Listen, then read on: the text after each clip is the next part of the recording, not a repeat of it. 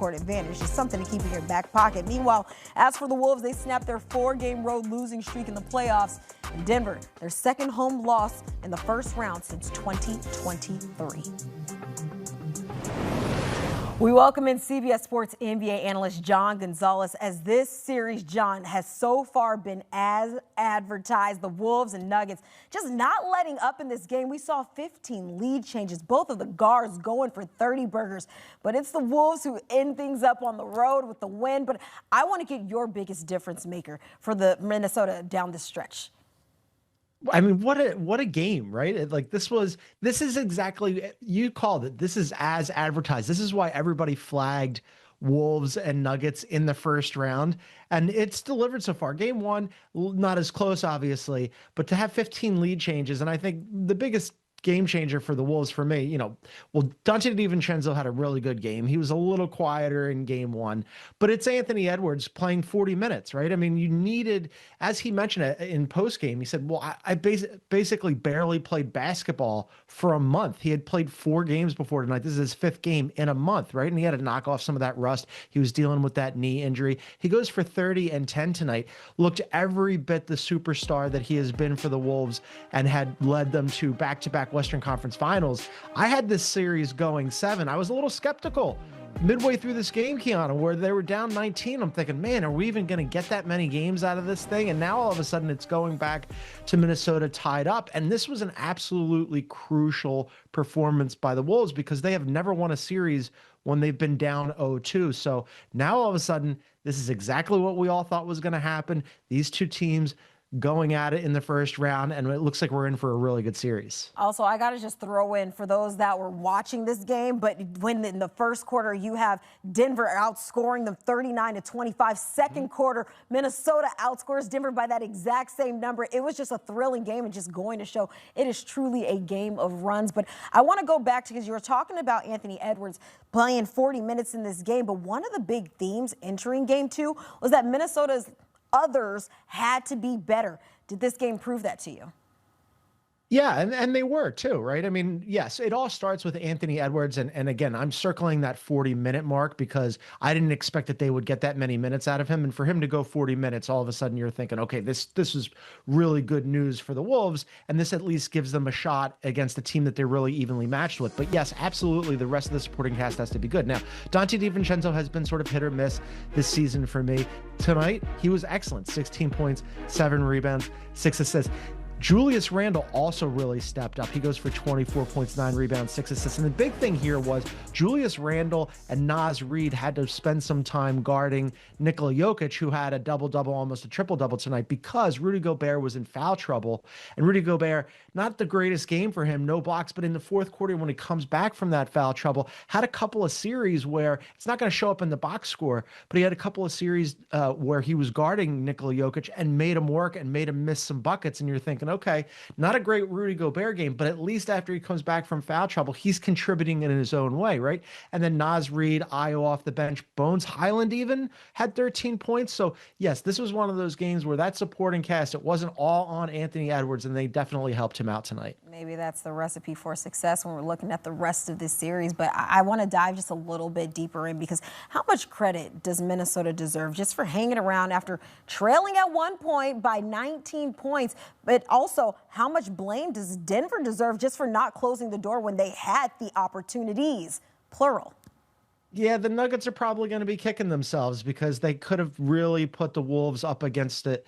Again, the Wolves have never won a series down 0-2. So the Nuggets, when they get on the plane to go to Minnesota, they're going to be thinking about this a little bit. Oh, man, we could have been up 2-0 going into Minnesota and really had a stranglehold on this series. But I really give the Wolves more credit than anything because 15 lead changes in this thing. It's going back and forth. Both teams are trying to land the knockout blow. Nobody gives up, and especially not the Wolves, who were down 19 and come roaring back to win this game on the road in Denver, a very difficult place to play. And they could have given up when you're down 19, right? They could have just said, oh man, this is not our night. This is not our series. We're not making it back to a third straight Western Conference Finals. We're not even making it out of the first round.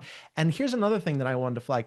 Not only did they fight back when they were down 19 and with all these lead changes, but they also they missed 11 free throws tonight, right? They won this game by 5, but they missed 11 free throws. That could have spelled doom for them. They are a bad free throw shooting team, and that's something that they've been trying to clean up all season. It's not going to change now, but they were 29th in the NBA in free throw shooting. That's not a place you want to be. And even on a night where once again they can't get their free throws to fall, they just keep grinding, they just keep coming at you.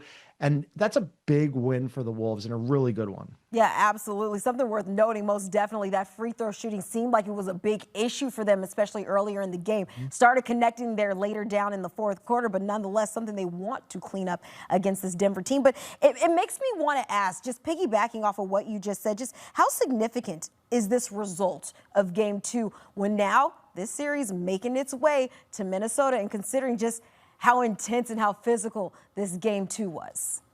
Yeah, it's huge, right? I mean, it's everything. It really might have spelled doom for the Wolves. Now, I know that they haven't won a series down 0-2 before. I suspect that going to Minnesota, they would have definitely made it a fight, but now it's 1-1. And as everybody knows, the series really starts when a team wins on the road, right? Well, they already got one on the road, and they got one that they probably are looking back on it and going, man, how did we pull that off, right? Down 19, and we get 40 minutes out of Ant, and Julius Randle looks good, and Jaden McDaniels chips in, and Dante DiVincenzo. And here's the other thing. The Nuggets were the hottest team in basketball finishing out the regular season, and then they win that first game of this series. They had won 13 in a row, so they snap a 13-game winning streak for the Nuggets in Denver, and now you're going back with all the momentum into Minnesota, where Ant looks like he's healthy, and all of a sudden you're thinking to yourself, okay, this could have been a really difficult series for us, but now we know that we're just as good as the other guys, and let's see what happens. It's going to be very interesting how Denver responds, because you talk about that win streak. Could a loss like this be a little demoralizing? Do you bounce back? It's going to be very interesting, as we'll be awaiting to see what happens, is who takes the next punch in this series. John Gonzalez, I know you'll be all over it. Appreciate you. Well, take a look at this. What a run by the T-Wolves. Taking a look at this game, the largest comebacks in a playoff game. Wolves, the second largest on Monday night against the Nuggets, trailing by as many as 19. The only other time they had a larger comeback, guess who it was against? Oh, look at that. The Nuggets back in 2024 in the Western. Chamberlain's involved. So, and then we forget about Jamal Murray, who's got a couple 50-point playoff games, and down the stretch when they needed a bucket last year, he was the guy, actually, not Nikola Jokic. So this is a championship roster, a championship team, and we forget that, look, this kind of was the same makeup that won before. So I think they're right on time. They're healthy. They're looking good. They got a great new coach at Altman. UNC, shout out to my guys. We stole Malone. So we're going to see if that magic could work for us.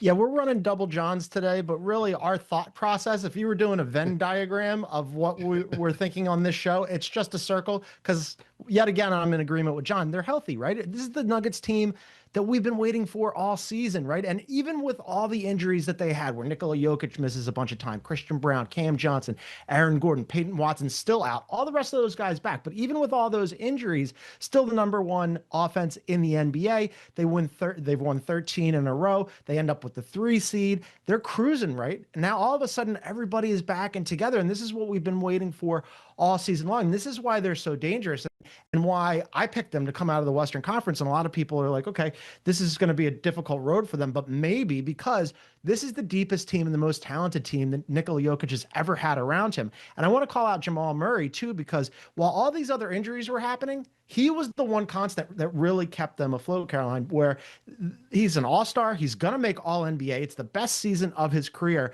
So all of this is coming together at the right time, and they're hot at the right time, and man, are they dangerous. I mean, maybe there's something to sharing a name and also sharing a brain, because you're right. You guys are on the same wavelength. So, John Henson, how do you expect Murray and Jokic to build off Game 1? Or do you think they'll need someone else to step up?